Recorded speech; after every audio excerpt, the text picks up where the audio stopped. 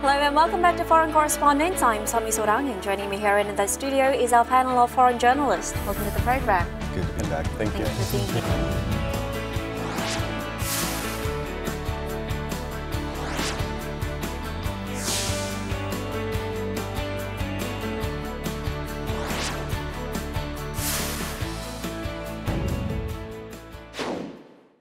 2018 is now drawing to a close. It's been an eventful year in the world of news. So on this week's edition of Foreign Correspondents, we sit down with our panel of foreign journalists to talk about their choices for the top stories of the year that had ripple effects not only for South Korea, but other countries across the world.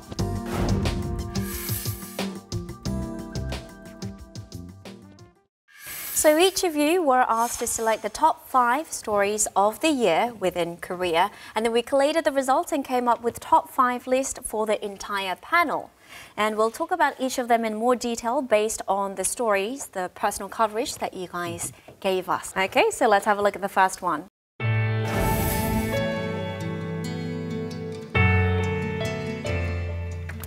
Okay, it's written in French, so I'm assuming it's yours, Fred. Could you tell us more about this topic? So this is about the summit in Panmunjom in April, the historical meeting between Kim Jong-un and Moon Jae-in, the North Korean leader and the South Korean president. So I explained that was the first time North Korean leader set foot in South Korea, because technically the meeting was on the southern part of Panmunjom. And what I found very interesting is this little dance they had at the border.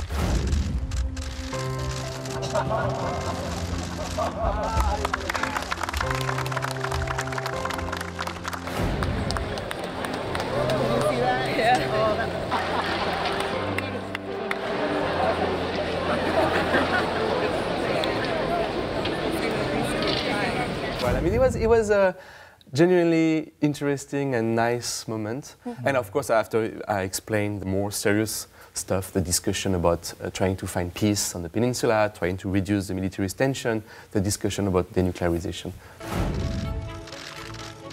김정은 위원장과 나는 평화를 바라는 8천만 계려의 염원으로 역사적인 만남을 갖고 귀중한 합의를 이루었습니다. 한반도에 더 이상 전쟁은 없을 것이며 새로운 평화의 시대가 열리고 있음을 함께 선언하였습니다. 무엇보다도 온 결의가 전쟁 없는 평화로운 땅에서 번영과 행복을 누리는 새 시대를 열어나갈 확고한 의지를 같이 하고 이를 위한 실천적 대책들을 합의하였습니다. 그리고 이미 채택된 북남 선언들과 모든 합의들을 철저히 이행해 나가는 것으로 관계 개선과 발전의 전환적 국면을 열어나가기로 하였습니다.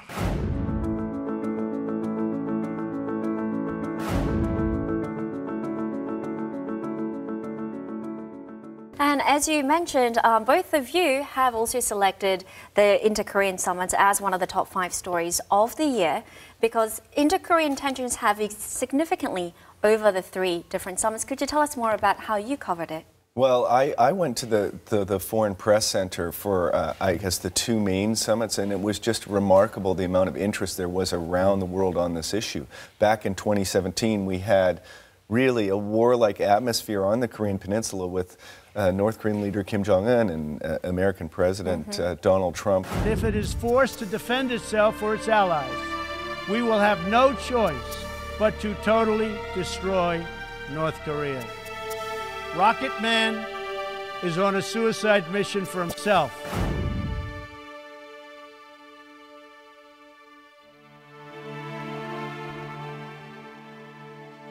So looking at it from that perspective, how Moon Jae-in was trying to really bring North Korea into some type of engagement with South Korea, and through that facilitate some talks, some negotiations, and the summit with the American president and North Korean leader. It was a fascinating year to cover as a foreign correspondent here in Seoul. Definitely.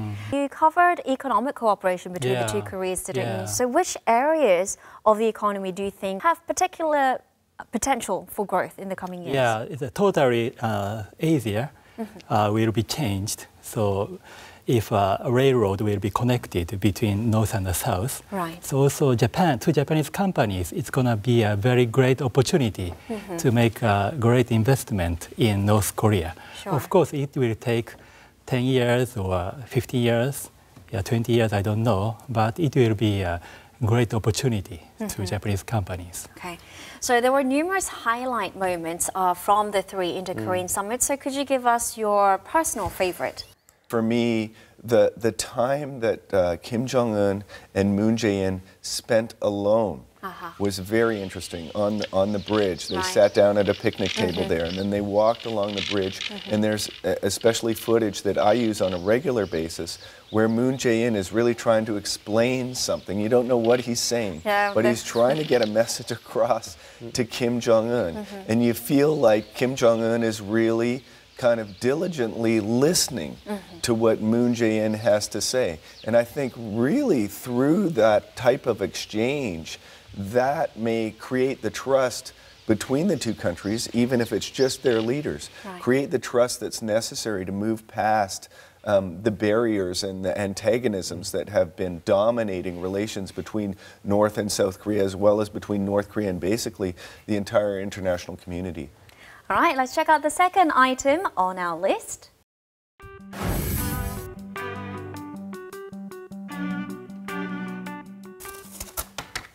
Okay, Olympic raises hope for North Korea and US dialogue. English. Yes, that's obviously going to be mine.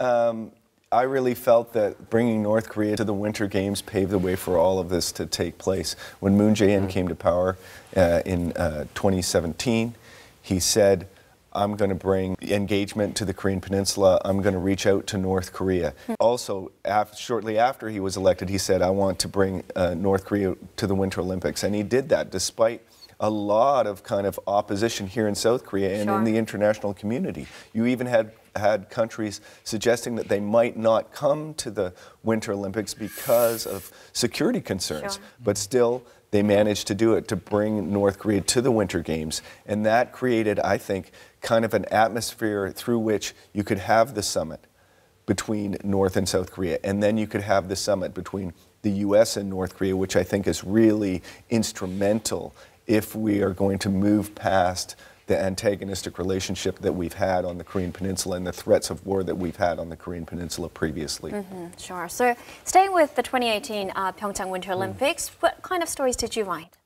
Many Japanese people are impressed by the friendship between Kodaira Nao and Lee Sang-hwa. Right. They are rivals. They are 500 speed skaters, right? So when Lee Sang-hwa finished her race, so Kodaira Nao gave a hug to her and showed her respect to Miss Lee.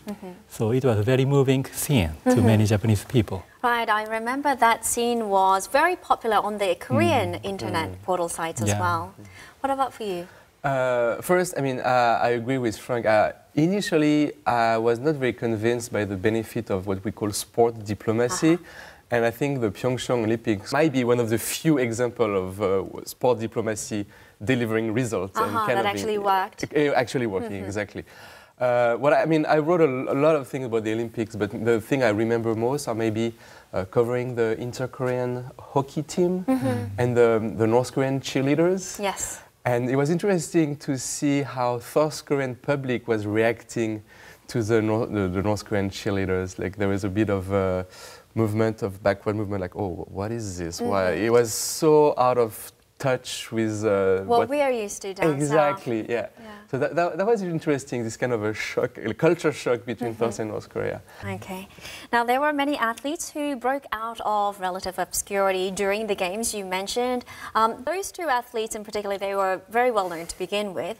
But some other stars, were there any other stars that left a lasting impression on you? For me, it's got to be the Garlic Girls. Yeah. I'm Canadian. Curling's a big sport. In Canada, there's a curling rink just, 3 blocks from my childhood home. Seeing such an obscure sport and a Canadian sport get so much publicity, it was amazing. And then the South Korean team, the story of the Garlic Girls, how they were all sort of friends from the same small town in South Korea and devoted themselves to that sport and rose to the to the highest level in that sport's just a fascinating story for me. And reading on the internet, like all these memes, that was so funny. Memes. That was hilarious. Yeah. And it's actually, but the sad thing of this story is that now we are learning that they were a victim of huge abuses by their coaches and by the vice president of the federation. And that makes me very sad. And I really hope that they will be able to, because now they don't compete anymore, actually. So I really hope that they will be able to rebound and to restart their career, because they are good. They are vice Olympic champion. And they deserve better than what they have right now. Absolutely. All right, let's move on to our third topic.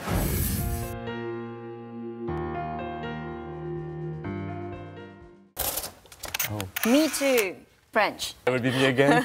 I wrote, of course, many stories about the MeToo movement. I mean, this particular story was about how MeToo movement started in Korea thanks to the internet and social networks. People like So Ji-hyun, this prosecutor, who were the first to complain about how she was victim of sexual abuse, and because she complained, her career suffered. But how problematic it was the fact that these women were brave enough to talk, were victims of verbal abuse online, and how... Secondary abuse. Exactly. How many netizens who are protected by their screen and their anonymity were like insulting them, were threatening them, were accusing them of trying to get money. I mean, there was this horrible accusation and insult online. And this internet culture of, you can insult anyone you want with a lot of impunity. Of course, it's not only in Korea, but it's a very serious problem, and this article was about that. What do you think was the trigger that caused the Me Too movement to break out into the mainstream in 2018? So why not 2017 or 2019? Well, I do think that the revelations that took place in the United States in the entertainment industry there, the Harvey Weinstein scandal, really started it, certainly in the United States and even, I believe, worldwide. South Korea's Me Too movement, I think, began, as Fred mentioned, with So Ji-hyun. She actually really gave up her career when she came forward. She had a very promising career as a prosecutor. And when she made the initial accusations, her career suffered. She was reassigned to rural areas, and she was kind of a star prosecutor prior to making her case known within the prosecution. So her secondary sort of victimization started even before this hit the headlines. And then the repercussions that she felt personally with her own sort of mental state, her own condition, again, those will last and last. I had an opportunity to kind of do a group interview with her, and that's what I really took away from it, is how big effect this was going to have on her life moving forward, and the amount of courage that she had in bringing this issue to the public and really kind of sacrificing herself. Okay, let's check out our fourth item.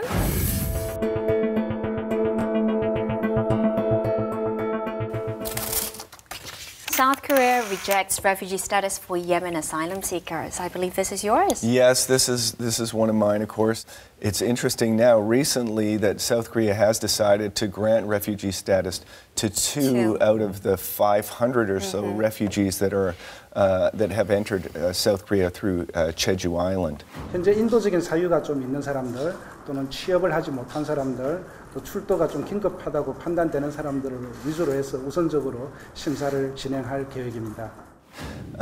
I think what's interesting for me about this story is that a lot of South Koreans don't really connect themselves to the crisis that's taking place in Yemen. South Korea imports 30% of its oil from Saudi Arabia. Saudi Arabia and the UAE are viewed as really fomenting this conflict, and they are engaged in a number of war crimes according to the United Nations. Not only does South Korea import a lot of its oil from Saudi Arabia, it also provides arms to Saudi Arabia. So there is a connection between South Korea and the conflict in Yemen that's driving this problem. Okay.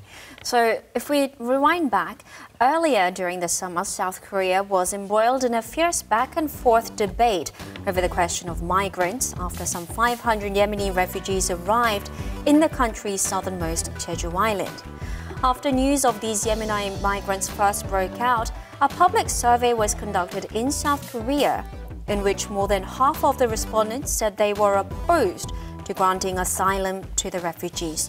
Fred, do you think South Korea is in a position socially, financially, economically and otherwise to grant asylum to these refugees? Of course. I mean, older South Koreans remember that themselves, they were refugees during the war. They know what it is when you have to flee your country.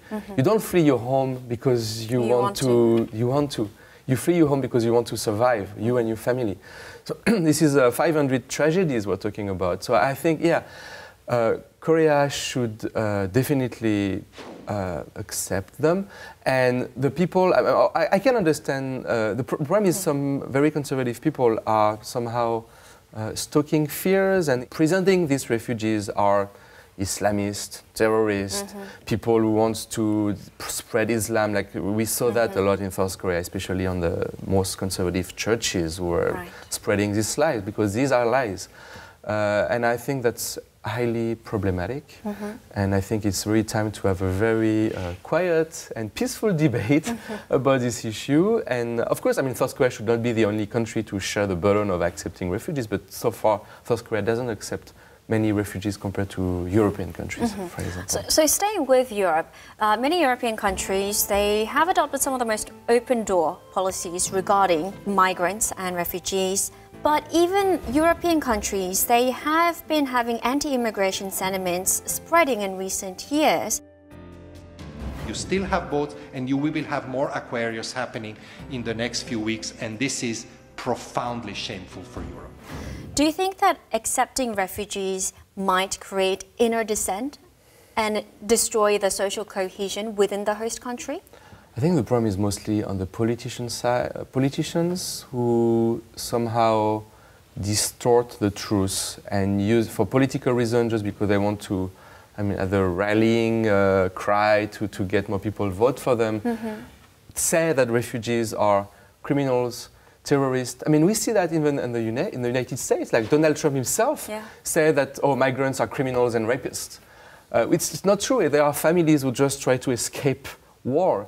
So I think the problem is not so much on the social cohesion. I mean, I don't say that there is no problem, and we should debate about this, but we should have a debate based on facts and not on lies. Okay, not on sensational distortion of facts. Okay, so that was the refugee issue. Let's have a look at our final issue.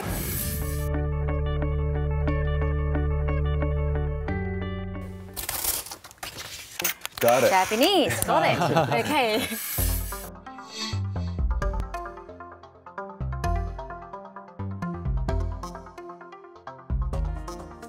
I'm writing about the Moon Jae-in administration economic policy, so-called income-led growth policy.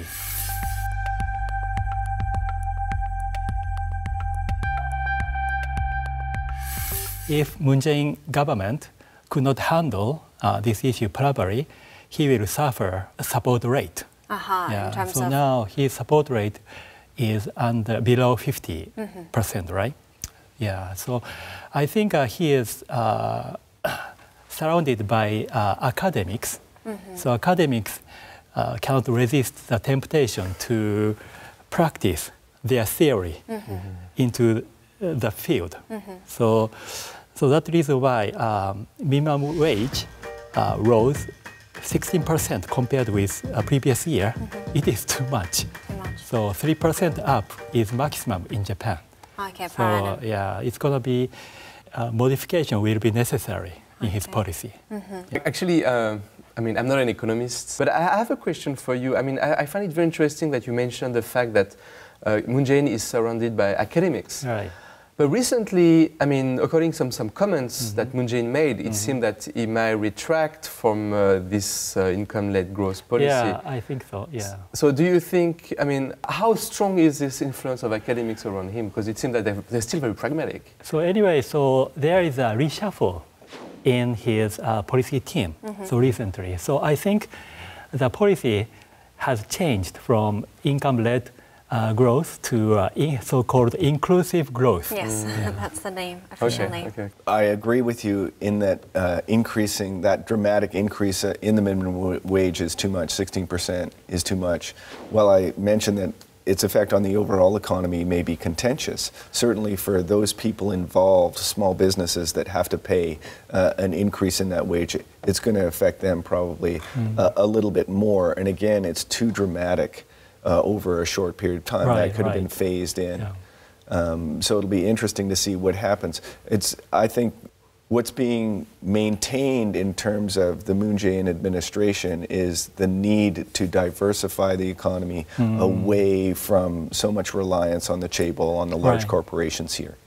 Okay, so let's shift our focus away from South Korea to the rest of the world, and let's have a look at top news stories coming out from your respective countries.